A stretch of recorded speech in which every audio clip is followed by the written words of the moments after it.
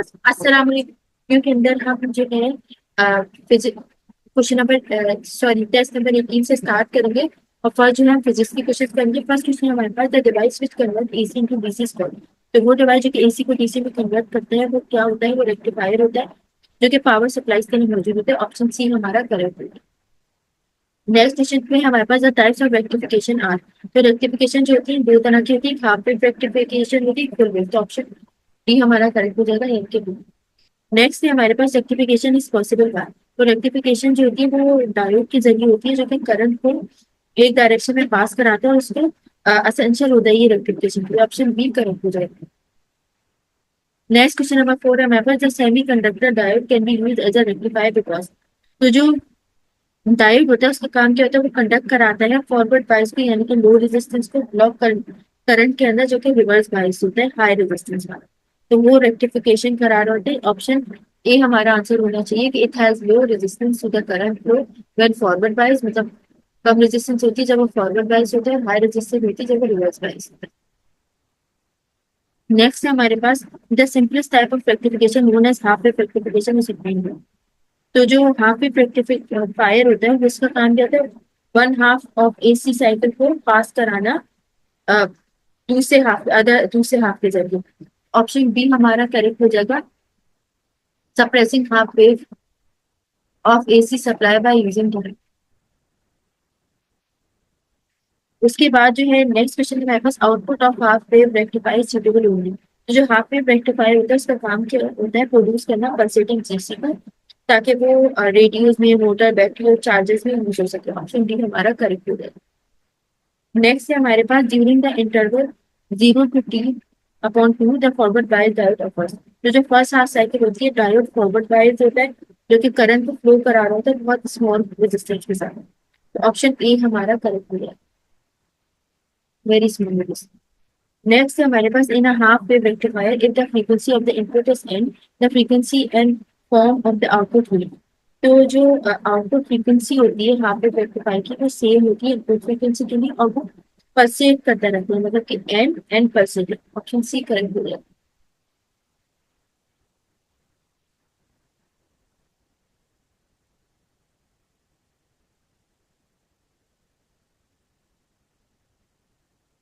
अब next question number 9 है हमारे पास in a bridge rectifier how many diodes conduct during each half cycle of input AC. तो जो ब्रिज रेक्टिफायर होता है उसके लिए दो डायोड होते हैं जो कि कंडक्ट कर रहे होते हैं हाफ साइकिल को, जो कि कन्वर्ट कर रहे होते हैं एसी को डीसी में। ऑप्शन ए करेक्ट हो जाएगा, दो तरह के।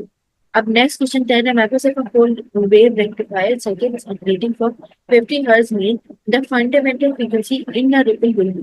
तो जो फुल वेव रेक्टिफायर होता है वो डबल कराते हैं फ्रीक्वेंसी को इनपुट एसी में, ताकि जो 40 हर्ट्ज इनपुट है रिपल फ्रीक्वेंसी बना सके 1000 हर्ट्ज की। ऑप्शन सी हमारा करेक्ट हो जाए। नेक्स्ट क्वेश्चन है हमारे पास क्वेश्चन नंबर नेक्स्ट क्वेश्चन है हमारे पास question 11 to reduce ripples in the output of a bridge rectifier we should use. तो जो फिल्टर सर्किट होता है वो कैपेसिटर या इंडक्टर के अंदर मौजूद होता है। ये स्मूथ करता है जो डीसी का आउटपुट होता है उसको, और रिपल्स को कम करता है, यानी कि फिल्टर सर्किट हमारा आंसर होगा। ऑप्शन डी करेक्ट है। नेक्स्ट है हमारे पास the output voltage of a rectifier is not smooth. It can be made smooth by using a circuit known as। तो जो फिल्टर सर्किट होता है वो रिमूव करता है अनवांटेड एसी करंट को और स्मूथ करता है डीसी आउटपुट को। तो ऑप्शन डी करेक्ट हो जाएगा, filter circuit. Next question number 13 है the basic reason why a full wave rectifier has twice the efficiency of a half wave rectifier is that. तो जो फुल वेव रेक्टिफायर होता है वो क्या करता है? वो उसके अंदर हाफ साइकिल मौजूद होती है जो कि एसी को डीसी के अंदर कन्वर्ट करती है, और वो डबल एफिशिएंट होता है half wave rectifier. Option B हमारा करेक्ट हो जाएगा। उसके बाद क्वेश्चन नंबर 14 है if a half wave rectifier is used to convert 50 hertz AC into DC the number of pulses present in the rectifier voltage is. तो जो half wave rectifier होते हैं वो क्या करते हैं? वो प्रोड्यूस करते हैं वन पल्स को पर साइकिल, यानी कि 50 हर्ट्ज एसी को आउटपुट क्या होता है? 50 पल्सेस पर सेकंड। ऑप्शन सी हमारा करेक्ट हो जाएगा। हर्ट्ज का मतलब ही यही है कि कितनी पल्सेस पर सेकंड होगी, पर टाइम होगी। Next is the output from a full wave rectifier is, तो जो आउटपुट होता है full wave rectifier का वो यूनी डायरेक्शनल होता है, यानी कि पल्सेटिंग डीसी में होता है। ऑप्शन डी करेक्ट हो जाएगा, बोथ पीएलसी। नेक्स्ट है हमारे पास the applied input AC power to a half wave rectifier is 100 watt, the DC output power is obtained is 40 watt, what is the rectification efficiency. तो rectification efficiency किसके बराबर होती है, DC output power upon AC output power multiply by 100%, यानी कि हम 40 को यानी कि हम 40 को डिवाइड करेंगे 100 से और मल्टीप्लाई करेंगे 100 से, आंसर आ जाएगा हमारे पास 40%, ऑप्शन डी करेक्ट है। नेक्स्ट है the ripple factor indicates the number of ripples in the, तो जो रिपल फैक्टर होते हैं वो क्या रिप्रेजेंट करते हैं, अमाउंट ऑफ एसी की फ्लक्चुएशन को DC output of a rectifier में बता रहे हैं। ऑप्शन डी करेक्ट हो जाएगा, नन ऑफ दीस। नेक्स्ट है हमारे पास फॉर अ हाफ वेव और full wave rectifier the peak inverse voltage of the rectifier is always, तो जो हाफ वेव रेक्टिफायर होता है पीआईडी वो किसके इक्वल होता है, पीक एसी वोल्टेज के इक्वल होता है, जबकि जो फुल वेव रेक्टिफायर होता है वो पीआईडी वो ट्वाइस जो होता है पीक एसी वोल्टेज के बराबर होता है। ऑप्शन डी हमारे पास करेक्ट हो जाएगा, greater than input voltage for full wave rectifier and small for the half wave rectifier. Next है हमारे पास the most common device use as a filter is, तो जो कैपेसिटर होता है वो एक सबसे ज्यादा एक फिल्टर की तरह यूज होने वाली चीज होती है, जो कि स्मूथली रेक्टिफाई आउटपुट को रिड्यूस रिपल में कर देती है। ऑप्शन ए करेक्ट हो जाएगा। नेक्स्ट हमारे पास the method by which only one half of the AC cycle is converted into direct current is called, तो जो हाफ वेव रेक्टिफिकेशन होती है उसके अंदर एक हाफ साइकिल जो होती है एसी की वो पास होती है और ब्लॉक कराती है दूसरे हाफ को। ऑप्शन सी हमारा करेक्ट हो जाएगा, half wave rectification.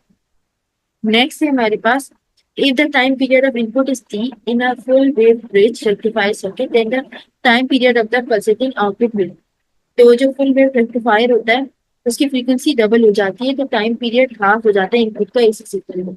Option B correct हो जाएगा। नेक्स्ट हमारे पास एक full wave rectification output DC voltage across the load is obtained for, तो जो कंप्लीट साइकिल होती है इनपुट एसी की उस पर जो है ऑब्टेन होता है, यानी कि फुल वेव रेक्टिफायर कन्वर्ट कर देता है हाफ साइकिल को एसी पर डीसी के अंदर। ऑप्शन सी हमारा करेक्ट हो जाएगा। नेक्स्ट है हमारे पास the induce EMF in the coil is proportional to, तो जो फराडे लॉ लगाते हैं इलेक्ट्रोमैग्नेटिक इंडक्शन की, ईएमएफ किसके बराबर होती है, rate of change of magnetic flux के। ऑप्शन बी हमारे पास करेक्ट हो जाएगा, rate of change of magnetic flux through the coil. Next है हमारे पास a straight copper wire is moved in a uniform magnetic field such that it does not cut the magnetic lines of force, तो जो wire होता है वो cut नहीं करता magnetic field lines को और ईएमएफ भी इंड्यूस नहीं हो रही होती, तो ऑप्शन ए करेक्ट हो जाएगा हमारे पास, EMF will not be induce. Next है हमारे पास डीएमयू कन्वर्ट, तो जो डीएमयू होता है वो क्या होता है, वो जनरेटर होता है जो कि कन्वर्ट करता है मैकेनिकल एनर्जी को इलेक्ट्रिकल एनर्जी के अंदर इलेक्ट्रोमैग्नेटिक इंडक्शन के जरिए। ऑप्शन ए करेक्ट हो जाएगा, हमारे पास मैकेनिकल एनर्जी की इलेक्ट्रिकल। अब हम केमिस्ट्री के क्वेश्चंस की तरफ बढ़ते हैं। अब हम केमिस्ट्री के क्वेश्चन करेंगे। केमिस्ट्री का फर्स्ट क्वेश्चन है हमारे पास, triatomic molecule with zero dipole movement has what shape, तो जो लीनियर मॉलिक्यूल होता है जैसे कि कार्बन डाइऑक्साइड वो जीरो डायपोल मूवमेंट करता है, जीरो डायपोल मूवमेंट करता है क्योंकि वो टू पोलर बॉन्ड्स होते हैं उसके अंदर जो कि सिमेट्रिकल होते हैं, जो कि एक दूसरे को कैंसिल कर देते हैं। ऑप्शन सी करेक्ट हो जाएगा, लीनियर। नेक्स्ट हमारे पास dipole movement is defined as, तो जो डायपोल मूवमेंट होता है वो चार्ज इनटू डिस्टेंस होता है, चार्ज मल्टीप्लाई बाय डिस्टेंस, इसका यूनिट क्या होता है, दैट। ऑप्शन बी हमारे पास करेक्ट हो जाएगा, चार्ज इनटू डिस्टेंस। नेक्स्ट है हमारे पास बॉन्ड एनर्जी इज चार्ज में, तो जो बॉन्ड एनर्जी होती है वो मेजर किस में होती है, किलो जूल पर मोल में, डेबी में नहीं होती, तो इसलिए आंसर हमारे पास क्या होगा, आंसर इनमें से कोई भी नहीं होगा। नेक्स्ट है हमारे पास question number 4, the amount of energy required to break one mole of the amount of energy required to break one mole of a bond to separate atom is called, ये जो बॉन्ड एनर्जी होती है वो energy होती है जो कि जरूरत होती है एक मोल को तोड़ने के लिए, एक बॉन्ड को तोड़ने के लिए एक मोल मिलता है, तो अ, अगर हम ऐसे बोले कि break one mole of bond, तो जो गैसेस स्टेट के नाम करती है वो होती है बॉन्ड एनर्जी, तो ऑप्शन डी करेक्ट होगा हमारे पास। नेक्स्ट हमारे पास the unit of dipole moment, तो जो यूनिट होता है डायपोल मोमेंट का वो डब्ल्यू होता है, यानी कि डी, जिसका ना 1 डी किसके बराबर होता है, 3.2 335 एक्सपोनेंशियल -30 के बराबर होता है। ऑप्शन सी करेक्ट हो गया। नेक्स्ट है हमारे पास the measure of the degree of polarity is movement. तो डायपोल मूवमेंट क्या होता है, वो मेजर करता है डिग्री ऑफ पोलैरिटी को बॉन्ड और मॉलिक्यूल के। ऑप्शन ए हमारे पास करेक्ट हो गया। नेक्स्ट है हमारे पास which one of the following molecule है जीरो डायपोल मूवमेंट। तो जो CCl4 होता है वो एक टेट्राहेड्रल और सिमेट्रिकल होता है। तो डायपोल उसे कैंसिल आउट कर देते हैं और रिजल्ट क्या आता है, zero dipole movement. Option A correct हो गया हमारे पास CCl4। नेक्स्ट है हमारे पास in which substance is each carbon atom covalently bonded to one two only three other atoms. तो आंसर हो जाएगा ग्रेफाइट। ग्रेफाइट कार्बन के फॉर्म में होता है, थ्री कोवलेंट बॉन्ड बनाता है और वन फ्री इलेक्ट्रॉन जो होता है वो अलाउ करता है इलेक्ट्रिकल कंडक्टिविटी को। ऑप्शन ए करेक्ट है। नेक्स्ट है हमारे पास hydrogen can form both ionic and covalent compounds with which element will hydrogen from an ionic compound। तो हमें पता है हाइड्रोजन फॉर्म क्या होता है, वो एक आयनिक बॉन्ड होता है जो कि हाईली इलेक्ट्रोपॉजिटिव मेटल होता है जैसे कि सोडियम NaH। ऑप्शन डी हमारे पास करेक्ट हो जाएगा, सोडियम।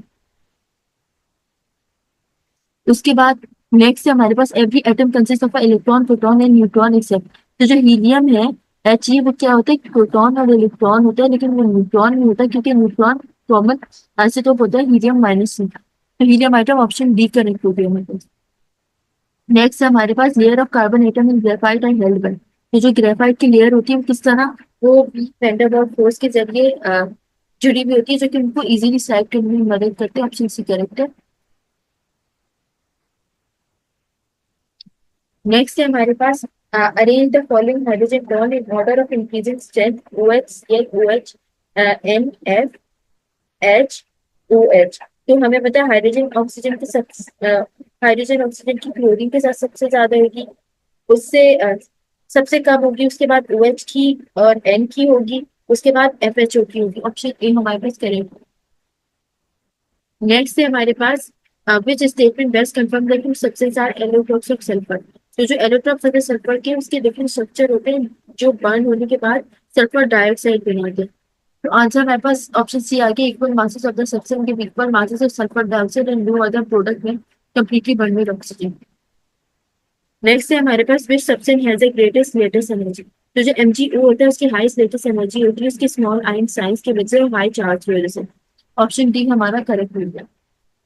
नेक्स्ट है हमारे पास CC यानी कि carbon carbon bond length in ethane ethane ethene ethyl decreases zero. तो जो पाई बॉन्डिंग होती है मतलब कि जो शॉर्टर बॉन्ड होती है क्योंकि वो इंक्रीज कराती है इलेक्ट्रॉन डेंसिटी को, वो होती है। तो ऑप्शन बी हमारे पास सही हो जाएगा, pi bonding reduces the internuclear bond distance. Next है हमारे पास the most stable molecule based on bond strength is. तो जो HF होता है उसकी स्ट्रॉन्गेस्ट बॉन्ड होती है क्योंकि हाई इलेक्ट्रोनेगेटिविटी होती है फ्लो में। ऑप्शन बी करेक्ट हो जाएगा। नेक्स्ट हमारे पास which of the following compound below has zero dipole moment. तो जो CCl4 होता है वो एक सिमेट्रिकल और होता है और वो कैंसिल कर देगा डायपोल को। ऑप्शन ए करेक्ट हो जाएगा। नेक्स्ट है हमारे पास what factor does not affect ionic bond strength. तो जो टेम्परेचर होता है वो अफेक्ट नहीं करता बॉन्ड को डायरेक्टली। ऑप्शन बी हमारा करेक्ट हो जाएगा। नेक्स्ट है हमारे पास विच मॉलिक्यूल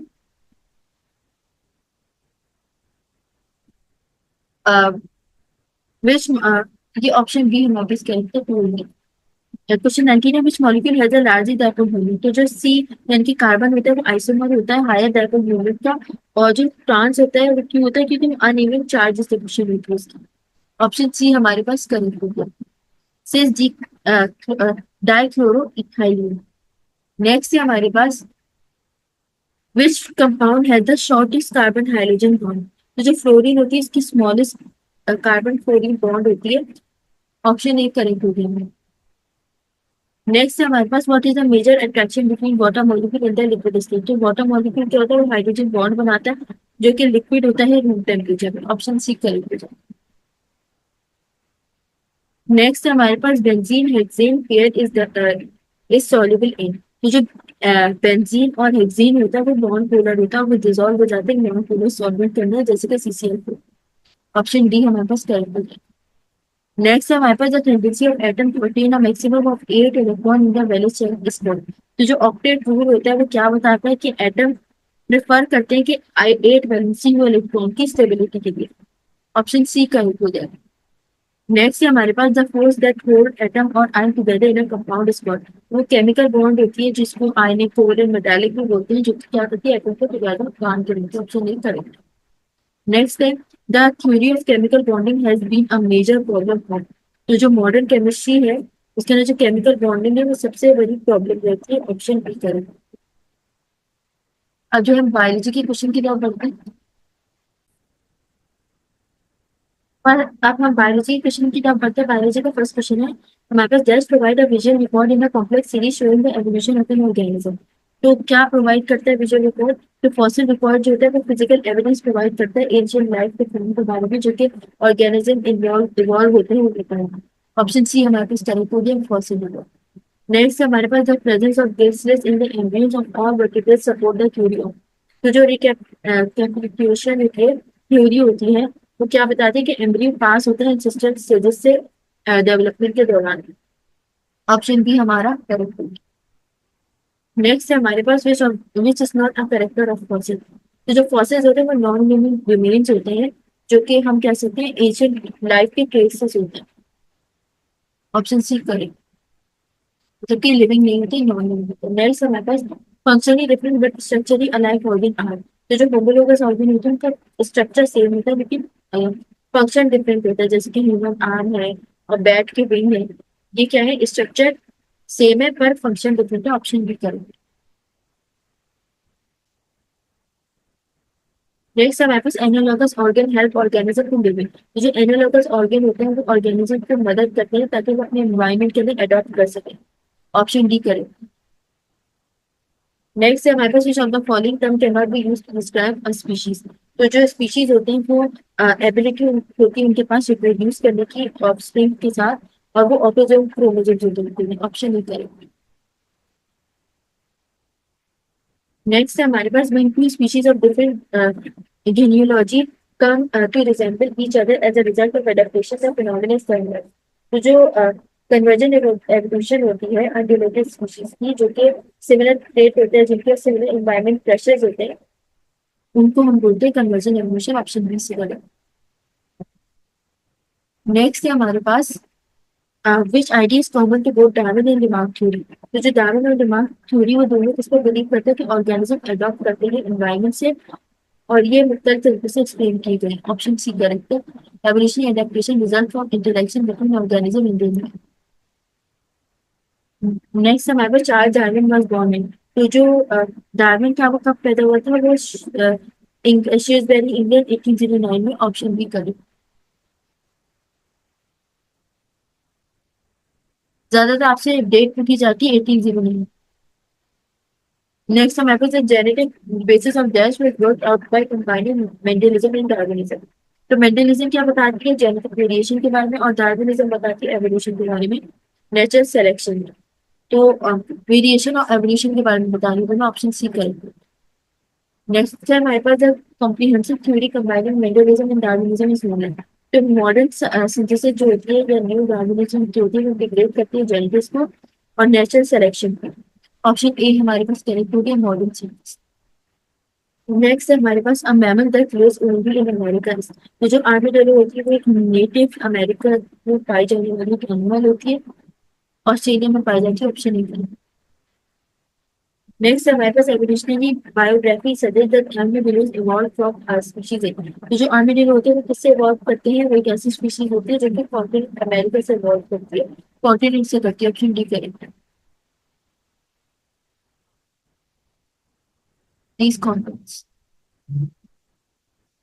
नेक्स्ट हमारे पास इन मॉडर्न सिंथेसिस और न्यू डायनामिज्म का वर्ड सिंथेसिस मीन। तो जो मॉडर्न सिंथेसिस होती है जिसमें जेनेटिक्स नेचर सिलेक्शन और प्लेंटोलॉजी भी होती है वो इंटीग्रेशन और डिस्कवरी आइडियाज के बारे में बता रही होती है। ऑप्शन बी करें।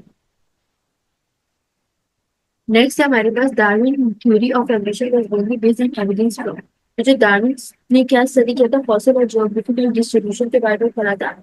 ऑप्शन डी करेक्ट हो गया geographical distribution species and fossil. Next है हमारे पास द एक्चुअल रिमेन्स और traces of organism from ancient geological times है। तो जो फॉसिल्स होते हैं वो प्रिजर्व करते हैं रिमेन्स को एशियन लाइफ के। ऑप्शन सी करें। नेक्स्ट है हमारे पास problems of humans versus and girls show. तो जो डाइवर्जेंट एवोल्यूशन होती है, जो कि होमोलोगस स्ट्रक्चर की होती है, वो किससे इवॉल्व करती है? डिफरेंट फंक्शन होते हैं, जैसे आर्म है, लेग्स हैं, हॉर्स की और वेल के फ्लिपर्स हैं। ये डाइवर्जेंट एवोल्यूशन होती है। Option B correct.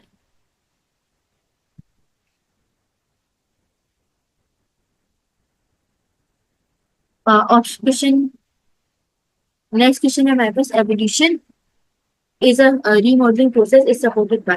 तो जो कंपैरेटिव एनाटॉमी होती है एवोल्यूशन की, वो क्या मॉडिफाई करती है? जैसे स्ट्रक्चर्स के बारे में बतानी होती है, बजाय कि उन्हें क्रिएट करने की। जो मौजूद है ऑलरेडी उनके बारे में बतानी है, यानी कि कंपैरेटिव एनाटॉमी के बारे में बताना। नेक्स्ट हमारे पास comparative embryology of all vertebrates shows the presence of. जो गिल के पाउचेस होते हैं वो किस तरह अपेयर होते हैं? वर्टिब्रेट एम्ब्रियोज में मौजूद होते हैं, जो कि डेवलप होते हैं डिफरेंट स्ट्रक्चर्स में इस स्पीशीज के। ऑप्शन बी करेक्ट हो जाएगा, गिल पाउचेस। नेक्स्ट हमारे पास fossils are most likely to be presented. तो जो सेडिमेंट्री रॉक्स होते हैं, जो लेयर्स होते हैं सेडिमेंट की, वो प्रिजर्व करते हैं फॉसिल को। ऑप्शन ए करेक्ट है। नेक्स्ट है हमारे पास, in human in man the vestigial organ include. तो जो वेस्टिजियल ऑर्गन्स होते हैं वो नॉन फंक्शन रेमिनेंट होते हैं, मतलब कि वो फंक्शन नहीं कर सकते, मौजूद होते हैं पर काम नहीं करते। जैसे कि एयर के मसल है, कॉक्सिस है, नेक्सिटेटिंग मेम्ब्रेन है, ये काम नहीं करते। ऑप्शन डी निक्टेटिंग मेम्ब्रेन काम नहीं करते, जो हमारी आईज में मौजूद है, कॉक्सिस हमारी टेन बोन है, एयर मसल्स है, इनके कोई काम नहीं है पर ये मौजूद है। नेक्स्ट है हमारे पास, due population of a given species will evolve into distinct species if they experience। तो जो जेनेटिक एक्सलेशन होती है वो प्रिवेंट करती है जीन के फ्लो को और पॉपुलेशन को आगे बढ़ने नहीं देती। ऑप्शन बी करेक्ट है। नेक्स्ट है हमारे पास, an example of adaptive radiation. तो जो अडेप्टिव रेडिएशन होती है, यानी कि डार्विन की जो फीचर्स होती है, वो मल्टीपल स्पीशीज के बारे में बता देती है। डिफरेंट के क्या बीक्स होती हैं जो डिफरेंट फूड की सोर्सेज से मौजूद होती है, उसके बारे में। तो ऑप्शन डी करेक्ट है। अब हम इंग्लिश के क्वेश्चन की तरफ।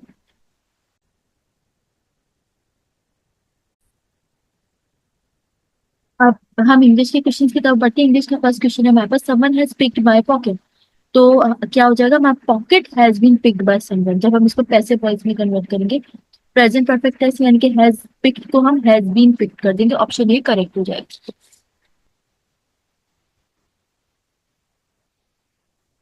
उसके बाद नेक्स्ट क्वेश्चन है हमारे पास, circumstances will oblige me to go. तो क्या हो जाएगा? शैल बी या विल बी पास पार्टिसिपेट में हो जाएगा, I shall be obligated oblige by circumstances. Option A correct हो जाएगा। नेक्स्ट है हमारे पास, they showed the visitor the historical monuments of the Lahore. तो क्या हो जाएगा? शोड वेरी वर शोन हो जाएगा, यानी कि the visitors were shown the historical monuments of Lahore. Option B correct हो जाएगा। नेक्स्ट है हमारे पास, students have elected him as the secretary of the union. तो क्या हो जाएगा? हैज बीन इलेक्टेड हो जाएगा, he has been elected as the secretary of the union by the student. Option C correct हो जाएगा।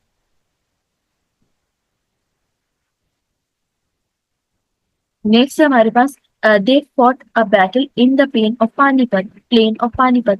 तो वॉज फॉट हो जाएगा, the battle was fought by them in the plain of Panipat. Option A correct. Next है हमारे पास, people say that honesty is the best policy but they seldom act upon it. तो क्या हो जाएगा? It is said that honesty is the best policy but that is seldom acted upon।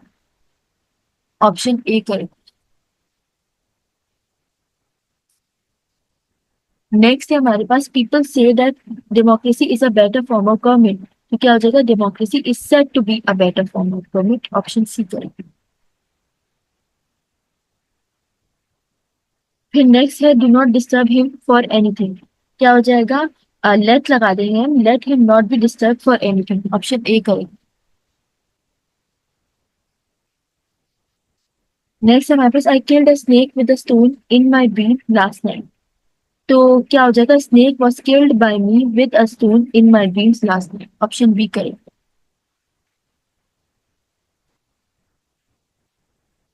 Next हमारे पास, how many letters have you written since the beginning of the month. तो क्या हो जाएगा? How many letters have been written by you since the beginning of the month. Option A correct हो जाएगा।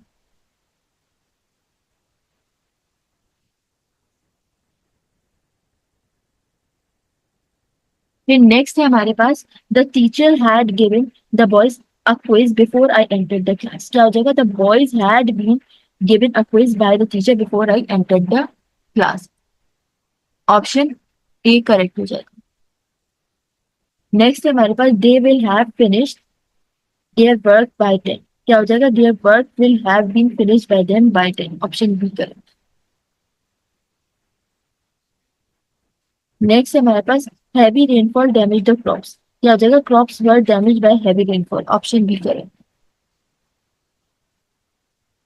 Next हमारे पास आई शैल राइट अ लेटर। क्या हो जाएगा? Letter will be written by me.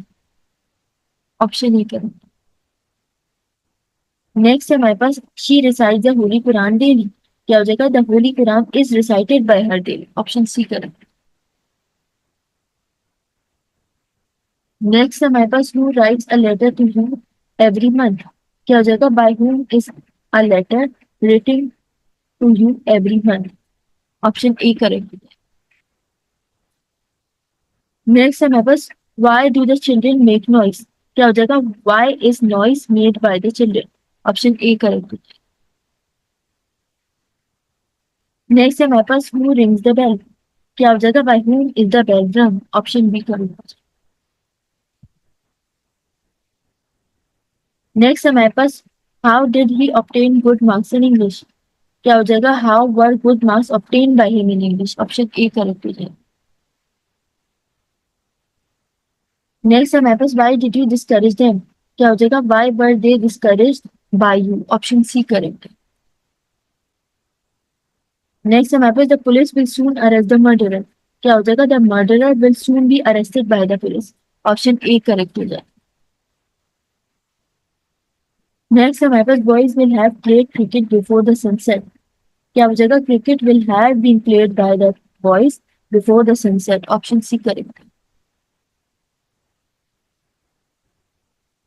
Next हमारे पास he won't have bought books before I meet him. क्या हो जाएगा? Books won't have been bought by him before I meet him. Option A correct.